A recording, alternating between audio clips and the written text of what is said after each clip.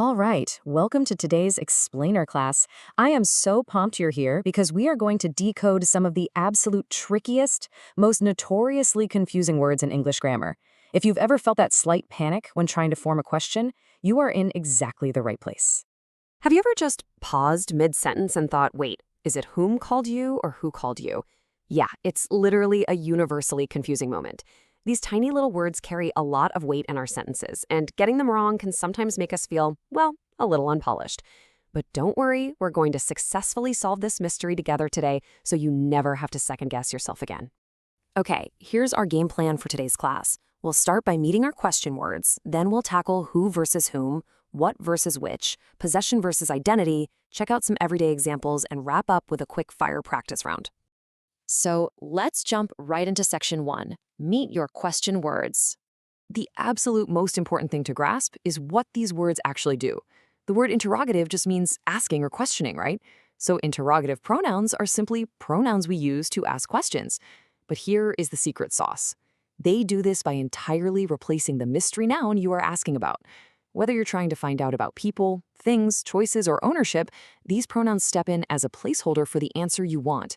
Instead of saying something clunky like, which person called you, you just substitute that whole phrase with our pronoun and say, who called you? And here is our main cast of characters. These are the 5 main suspects we'll be investigating today. We've got who and whom for people, whose for possession or ownership, which for choices, and what for general things. Keep this lineup locked in your mind. Moving right along to section 2. It's the main event, who versus whom, our pronouns for people. This is the grammar showdown that basically intimidates everyone, but there's actually a super clear separation of their jobs. Who acts as the subject? It's the active doer performing the action, like who came. On the flip side, whom is the object. It just sits back and receives the action of a verb or proposition, like whom did you see? Now sure, in casual chats, people just use who for everything, but in formal writing or on a test, knowing this difference is an absolute superpower. And that brings us to an incredibly foolproof, easy trick for choosing the right word every single time. Seriously, it's a game changer. It's the he or him trick. Step 1, answer the question in your head. Step 2, if you'd answer with he or she, you've got to use who. So if the answer is he called me, the question is who called me? Step 3, if you'd answer with him or her, you use whom. So if the answer is I invited him, the question becomes whom did you invite? Notice how whom and him both end in the letter M. Yep, that is your golden memory hook right there. Let's shift gears to section 3. What versus which, our pronouns for things. We're moving from people to objects now. And honestly, this trips up a lot of students. But choosing between what and which really just comes down to one simple thing, the number of options you have. We use what when the choices are basically unlimited. What food do you like? You can answer with literally any food in the universe. But we use which when the choices are limited or known. Imagine you're holding a menu with exactly 5 items. You'd ask, which dish do you want, right? Because the options are confined to that menu. So what is for the whole world, and which is for specific selection? All right, diving into section 4, possession versus identity. This is all about whose versus whose. This is a massive spelling and meaning trap that confuses even native speakers literally every day. First, we have WHOSE. Whose indicates possession or ownership. You're basically asking who owns this, like whose bag is this? On the other hand, we have WHO'S. This is purely about identity because it's a contraction. It strictly means who is or who has.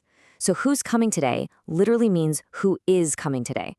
A great rule of thumb, if you can swap the word out for who is and the sentence still makes perfect sense, you need that apostrophe. Next up is section 5, pronouns in real life. Let's take this grammar out of the textbook for a second. We use these exact pronouns constantly without even realizing it. Think about being at home. You walk in, trip over something, and immediately go, whose shoes are these? Boom, that's whose for possession. Or you smell dinner and ask, what are you cooking? Using what for unlimited options. Or picture yourself in a clothing store. The clerk asks, which size do you need? They use which because the sizes are limited to, small, medium, or large. You're already using these tools beautifully in your daily life. And now for my absolute favorite part of the class, section 6, the quickfire practice round. It is time to put your new knowledge to the test. Let's fix a few common mistakes together first. Take this mistake. What is your teacher? Unless you're trying to figure out if your teacher is a robot or an alien, this is just wrong. When we're asking about a person's identity, we never use what. The correct fix is, of course, who is your teacher? Much better. Okay, here's another super common error. Whose notebook is this? Spelled with an apostrophe S. Remember our rule from earlier? Try reading the contraction out loud. Who is notebook is this? I mean, that sounds totally ridiculous, right?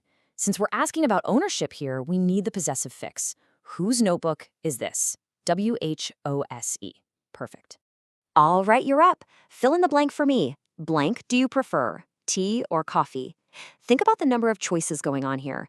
Go ahead, just shout it out if you know it. Let's keep the momentum going. Next question.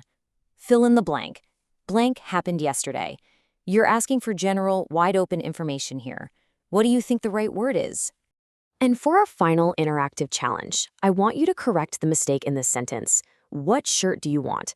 Now, context is absolutely crucial here. Imagine you're standing in a store choosing from a display of exactly 3 shirts. What should this sentence actually say? Okay, let's go over the answers and see how you did. For number 1, the answer is which, because you had very limited choices, tea or coffee. For number 2, it's what, because you're asking for general, unlimited information about yesterday. And for number 3, you definitely should have changed what to which, making it which shirt do you want, because again, you were choosing from a highly limited selection of just 3 shirts. If you nailed all 3 of those, give yourself a massive pat on the back. Before the bell rings on today's class, let's do a really quick recap so these rules stick in your memory for good.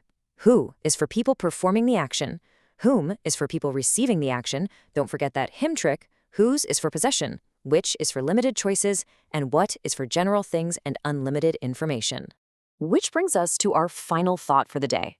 If interrogative pronouns are just clever little stand-ins that replace the nouns we want to know about, well, which noun are you going to replace with a perfectly constructed question in your very next conversation? Keep your ears open for who, whom, what, which, and whose out there today. All right, class dismissed.